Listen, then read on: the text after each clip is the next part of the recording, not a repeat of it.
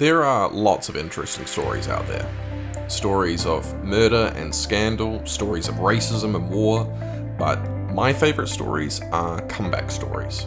Stories where a person wonders where they went wrong in life and decides to make a change. And in those stories, you get to watch how their effort and determination brings them closer to the life they desire. But how can we experience a comeback in our own lives? We've all got something. Maybe it's your health, your relationships, your career, some part of you longing for more, dissatisfied with where you are now being the way it's going to stay. But how do we go about turning our own lives into comeback stories? Flora is someone in need of a comeback.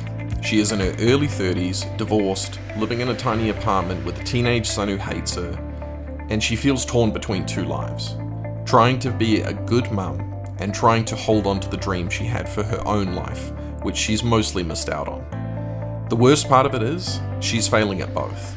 Her career isn't going anywhere, she's struggling to keep her son Max out of prison, and her only joy is dancing at nightclubs and going home with men who repeatedly disappoint her. She knows she is in desperate need of change, unable to accept that this is all there is to her story.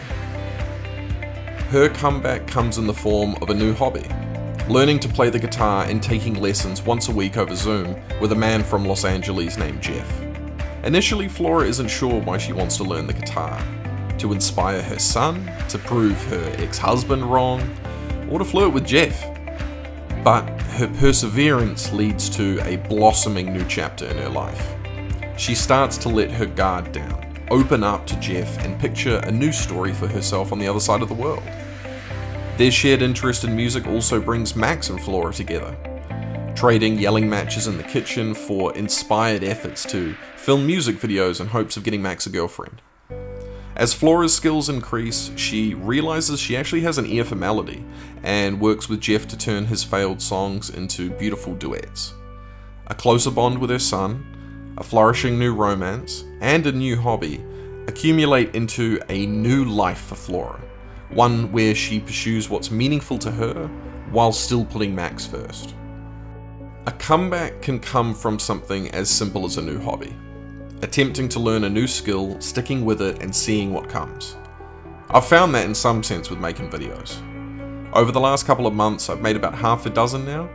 My first was barely a video, just a voice recording of me rambling with a still image slapped on. But then I downloaded Premiere Pro and I started trying to add in footage. My cuts got better, I started writing scripts instead of just rambling, and added in music to set the mood. Now, although I still think they've all been rubbish so far, each video has felt better than the last. In this video, I'm trying to improve the pace and structure of my script, make the video a little tighter, and I'm using a different microphone to record the audio. In some ways, it's difficult and uncomfortable, but in other ways, I'm finding this process really rewarding. Even if these videos are just for me. It feels like the rediscovery of an old love. It's something to work on and share with my family.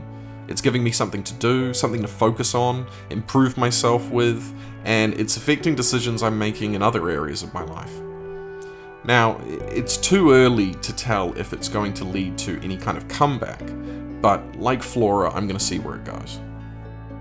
Now, this seems like it could be one way someone might have a comeback, but I think there are plenty of other alternatives too.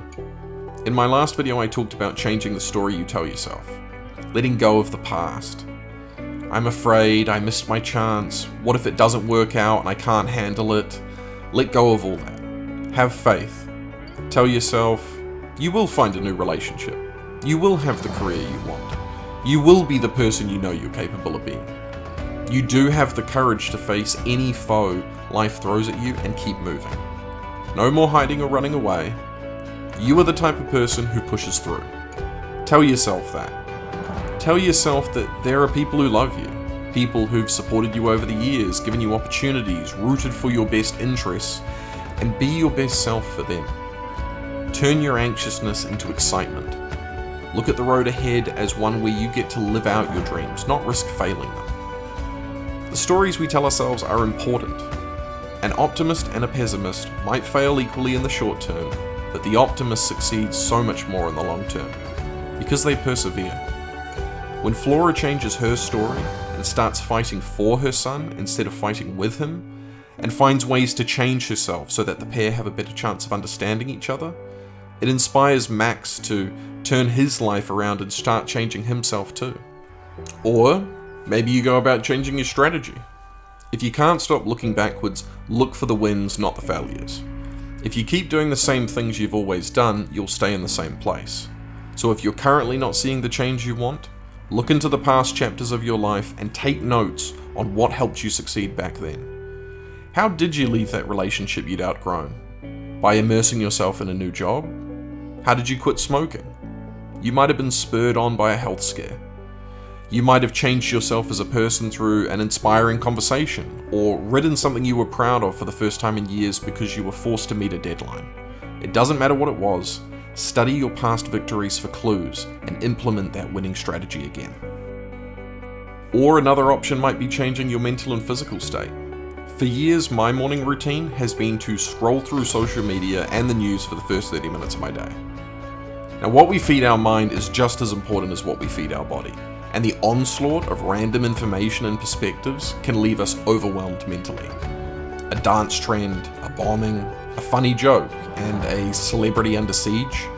Do you know all the latest information about the MCU and what's happening in the American political system?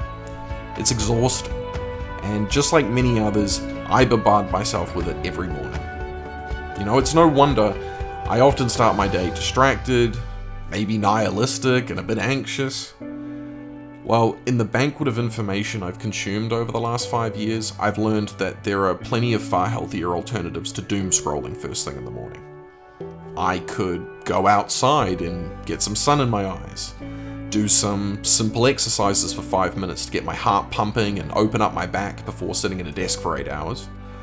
I could do a 15-minute guided meditation centered around gratitude. I could go for a walk around the block and reaffirm my goals for the day and my new story of replacing worry, fear, and avoidance with faith, determination, courage, and love. There are plenty of options that would put me in a better emotional, mental, and physical state to tackle my day with everything I've got, rather than 5 minutes after waking up getting sucked into petty controversies like why Kim and Courtney aren't talking in the latest episode of The Kardashians, or if a news site pushed spoilers for Spider-Man 2 too early. There are plenty of ways to make a comeback, but they all share one commonality: action. You have to make the choice to start, and then you have to make the second choice to show up again, and again, and again. Now, I don't know if making videos is going to lead to a romantic relationship with an online tutor, or have a positive influence on my son, especially since I don't have a son. But I'm going to keep working on it and see where it takes me.